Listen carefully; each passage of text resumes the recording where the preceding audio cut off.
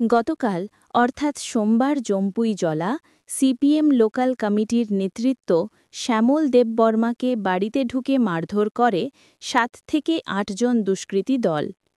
খবর পেয়ে জম্পুজলা থানার পুলিশ তাকে তার বাড়ি থেকে উদ্ধার করে নিয়ে যায় জিরানিয়া হাসপাতালে। চিকিৎসার পর তাকে বর্তমানে রাখা হয়েছে আগরতলা মেলার মাঠ, সিপিআইএম পার্টি অফিস।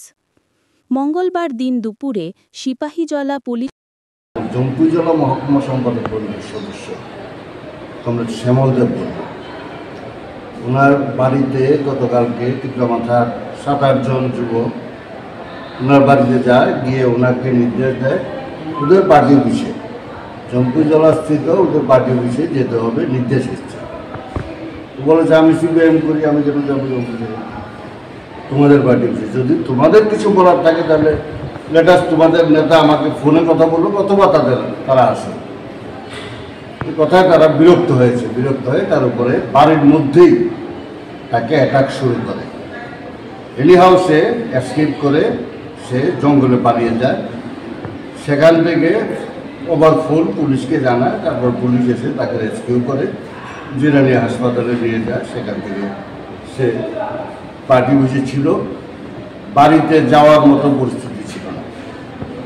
সেকেন্ড আওয়ারে বিকালবেলা আবার আরও বেশি লোক নিয়ে তার বাড়িতে তারা গেছে, তাকে খোঁজখবর করেছে এবং বলেছে পার্টি অফিসে গিয়ে যাতে হাজিরা দেয়, তাহলে অ্যাকশান হবে, এই জাতীয় একটা হুঁশিয়ার মতো জারি করেছে। তার পরিপ্রেক্ষিতে এমন একটা অবস্থা যে সে জম্পুইজলা গিয়ে থানাতে মামলা করার মতো কোনো সিচুয়েশন নেই। এই অবস্থায় আমরা আজকে এফআইআর করেছি। এটা আমরা বলেছি ওনাকে এসপি সাহেবকে বলেছি উনি যাতে কাইন্ডলি এটা জম্পুইজলা থানাতে পাঠায় এবং কার্যকরী ব্যবস্থা যাতে গ্রহণ করে, যাতে এলাকা ভয়মুক্ত হয়, এমন একটা পরিবেশ যাতে হয়। উনি বলেছেন যে এটা আইনের দায়িত্ব, কোনো জায়গায় যদি আইন বিঘ্নিত হয় এটা সুরক্ষিত করার দায়িত্ব ওরা নিশ্চয়ই পজিটিভ ভূমিকা নেবে। এখন কোথায় আছেন? এখন আগরতলা আছে, আগরতলা বাড়ি বসে আছে। বাড়ি কোন জায়গায়? মানে জম্পুইজলা কোন জায়গায় অ্যাকচুয়ালি?